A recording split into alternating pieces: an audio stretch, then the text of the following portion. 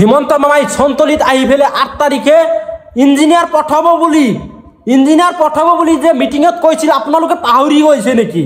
হ্যাঁ পাহৰি গৈছে নেকি ভাই? আপোনালোকে মনত কৰকচোন সন্তলিত কোনে কোনে গৈছিল আপোনালোকে মনত কৰক। যদি মনত নাই মই ক্লিপটো বজাই দি আছো আকৌ। 8 তাৰিখে ইঞ্জিনিয়াৰ পঠাই দিম, নগৰবেৰা ব্ৰিজখন দেখুৱাই লৈ আহিলে হ'ব।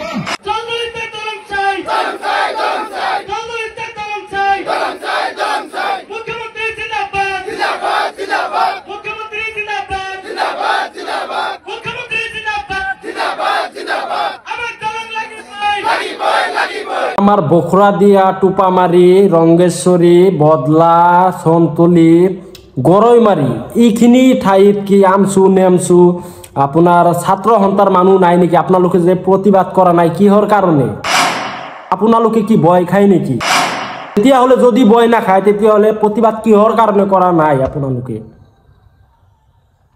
চৰ অঞ্চলৰ মানুহে যদি প্ৰতিবাদ কৰিব পাৰে, চৰ অঞ্চলৰ মানুহবিলাকে যদি নগৰপাৰা ব্ৰিজ লৈ মুখ্যমন্ত্ৰীক আবেদন কৰিব পাৰে, আমাৰ সন্তলি, টুপামাৰী, বখৰাদিয়া, ৰঙ্গেশ্বৰী লগতে বদলাৰ মানুহ কিহৰ কাৰণে প্ৰতিবাদ কৰিব নোৱাৰে? এপাৰ হ'লে 50 টকা লয়, বাইক এটা পাৰ হৈ নগৰপাৰাত গ'লে 50 টকা লয়। এইটো আমি পাৰঘাটৰ মানুহক এইটো দোষাৰোপ কৰিব নোৱাৰোঁ, এইটো আমাৰ ৰাইজৰ দুখ। আপোনালোকে প্ৰতিবাদ নকৰাৰ কাৰণে এপাৰ 50 টকা লয়। এক বছৰৰ কাৰণে যদি 60 লাখ টকাৰে ডাক দি আনে 50 টকাটো ল'বই। কিন্তু ইয়াৰ মাজত আমাৰ বখৰাদিয়া, ৰঙ্গেশ্বৰী, টুপামাৰী, সন্তলি, গৰৈমাৰী মানুহবিলাকে কিহৰ কাৰণে প্ৰতিবাদ কৰা নাই? নগৰপাৰা ব্ৰিজখন লৈ না আপোনালোকৰ এইটো দায়িত্ব নহয়, অকল চৰাঞ্চলৰ মানুহবিলাকৰ দায়িত্ব। আপোনালোকে প্ৰতিবাদ কৰাৰ কাৰণে কিহৰ কাৰণে ভয় খায়? আমি ভাৰতীয় নাগৰিক নহয় নেকি? আমি প্ৰতিবাদ কৰিব নোৱাৰিম নেকি? আপোনালোকে যে প্ৰতিবাদ কৰা নাই এতিয়ালৈকে কিহৰ কাৰণে? মোৰ উত্তৰ লাগে।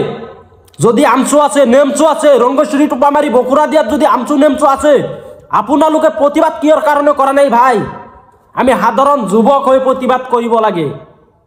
আপোনালোকক কৰজোৰে অনুৰোধ কৰিব বিচাৰোঁ, আপোনালোকে নগৰপাৰা ব্ৰিজখন লৈ মাত মাতক। আমাৰ বখৰাদিয়া গাঁৱৰ, টুপামাৰী গাঁৱৰ যিবিলাক দুখীয়া মানুহ আছে সেইবিলাক মানুহক আপোনালোকে এই জাবৰ জোঁথৰৰ পৰা আপোনালোকে বচাওক। আপোনালোকে প্ৰতিবাদ কৰিলে আমাৰ সাধাৰণ যিবিলাক ৰাইজ আছে সেই সাধাৰণ ৰাইজবিলাকেও নগৰপাৰা ব্ৰিজ লৈ প্ৰতিবাদ কৰিবলৈ সাহস পাব।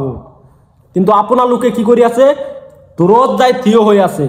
আপোনালোকক ভাই কৰজোৰে অনুৰোধ কৰোঁ, আপোনালোকে নগৰপাৰা ব্ৰিজখন লৈ মাত মাতক প্লিজ প্লিজ।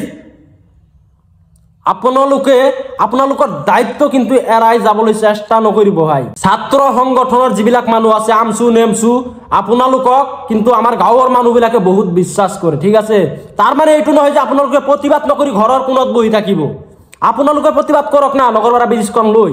আমাৰ মামা হিমন্ত মামাক আমি ভোট দি জয়যুক্ত কৰি অসমৰ CM বনাইছোঁ। অসমৰ CM বনোৱাৰ পিছত হিমন্ত মামাই কিহৰ কাৰণে নগৰপাৰা অঞ্চলৰ যিটো ব্ৰিজ জলদলিৰ ওপৰত সেই ব্ৰিজখন নিদিব? আমি মুখ্যমন্ত্ৰী বনোৱা কাৰণটো কি নহ'লে? আমি যে হিমন্ত মামাই সন্তলিত আহি ফেলে 8 তাৰিখে ইঞ্জিনিয়াৰ পঠাব বুলি যে মিটিংত কৈছিল আপোনালোকে পাহৰি গৈছে নেকি? হ্যাঁ পাহৰি গৈছে নেকি ভাই? আপোনালোকে মনত কৰকচোন সন্তলিত কোনে কোনে গৈছিল আপোনালোকে মনত কৰক। যদি মনত নাই মই ক্লিপটো বজাই দি আছো আকৌ। 8 তাৰিখে ইঞ্জিনিয়াৰ পঠাই দিম, নগৰবেৰা ব্ৰিজখন দেখুৱাই লৈ আহিলে হ'ব। আপোনালোকে নিশ্চয় শুনিলে হিমন্ত মামাই কি কৈছিল? 8 তাৰিখে ইঞ্জিনিয়াৰ পঠাই দিব। এতিয়ালৈকে 8 তাৰিখ ঘূৰিয়ে নাহিল। আপোনালোকে প্ৰতিবাদ কৰক, হিমন্ত বিশ্ব শৰ্মা ছাৰক আপোনালোকে অনুৰোধ জনাওক, কাকতি কৰক, মিনতি কৰক। আমাৰ নগৰপাৰা ব্ৰিজখন হ'লে কিন্তু আমাৰ এই যিবিলাক অঞ্চলৰ মানুহ আছে, আমাৰ টুপামাৰী সন্তলি যিবিলাক মানুহ আছে এইবিলাক মানুহৰ কিন্তু আৰ্থিক বাবদ বহুত লাভালাভ হ'ব। তো আজিৰ ভিডিঅ'টো ইমানখিনি। যদি ভাল লাগে সকলোৱে শ্বেয়াৰ কৰি দিয়ক না।